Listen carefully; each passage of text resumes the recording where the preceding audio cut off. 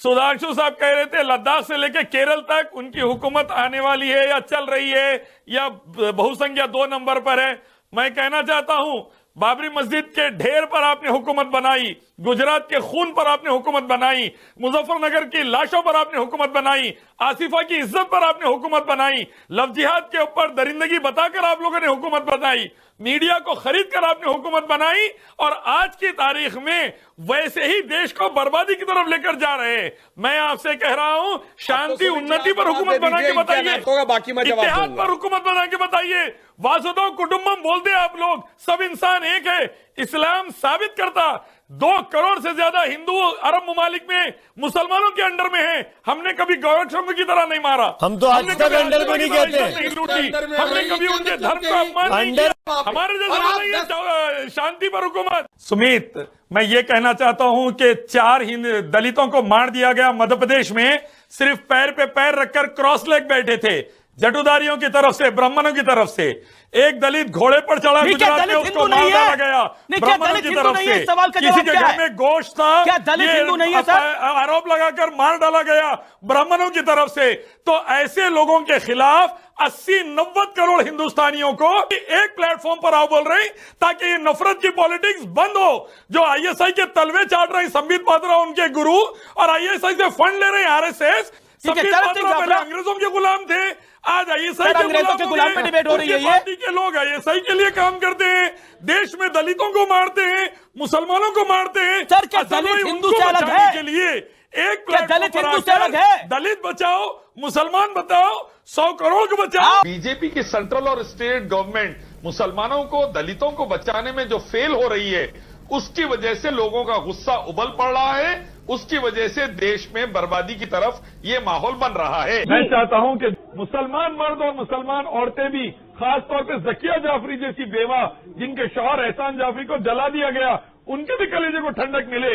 माया कोडानी अंदर हो, बाबू बजरंगी अंदर हो, और उनके जो गुरु है, जो कई जगह प्राइम मिनिस्टर या पार्टी प्रेसिडेंट बन गए, उनको भी जेल में पटका जाए और मिले। सुमित, मैं ये कहना चाहता हूं कि हिंदुत्व आतंकवाद एक रियलिटी है। इसीलिए सरदार वल्लभ भाई पटेल ने सबसे पहले आरएसएस आतंकवादी संगठन को बैन किया था, उस पर प्रतिबंध लगाया था। हिंदू आतंकवाद एक रियलिटी है, इसीलिए आईपीएस अभिनव भारत को एक्सपोज और ये भी कहिए ना, हिंदू आतंकवाद एक रियलिटी है, इसीलिए तीन बार लगाया जेल अदालत की चौखट आतंकवाद एक रियलिटी है। 1948 कश्मीर में 1975 बच्ची का मंदिर में हिंदू आतंकवाद एक रियलिटी है। इसीलिए केरला में बॉम्ब पकड़े जाते हैं मंदिर से, आरएसएस के क्वार्टर से। हिंदू आतंकवाद एक रियलिटी है, इसीलिए बाबरी मस्जिद तोड़ी जाती है और सुप्रीम कोर्ट उन्हें क्रिमिनल बनाता। हिंदू आतंकवादियों, मस्जिदें तोड़ना, मासूमों को मारना, देश में आग लगाना, मस्जिद तोड़ देना, गरीबों को लिंचिंग करना, ये आरएसएस के लोगों का काम है। प्रधानमंत्री नरेंद्र मोदी टोपी पहनकर भी एक मैसेज दीजिए आरएसएस, वीएचपी, बजरंग दल के रावण के बच्चों को कि टोपी वालों की दाढ़ी मत काटे, उनको मारे मत।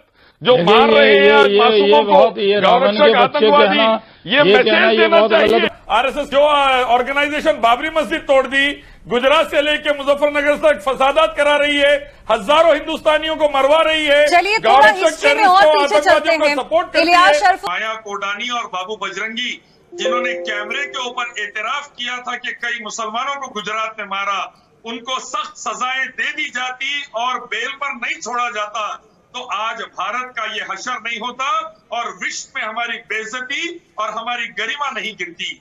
लिंचिंग का हिंदुस्तान से लेना देना नहीं, आरएसएस और हिंदुत्व से लेना देना है। इसीलिए उसके लोग जाकर लिंचिंग करने वालों को हार पिनाते हैं, इसीलिए उसके लोगों को पार्लियामेंट पहुंचाते हैं आरएसएस, बीजेपी, और यही लोग भारत की गरिमा को लिंचिंग का आरोपी आप बताइए इलियास जी। लिंचिंग में मारने वाले, उनको बचाने वाले, उनको हार पिनाने वाले BJP, RSS, VHP, Bajrang Dal के लोग।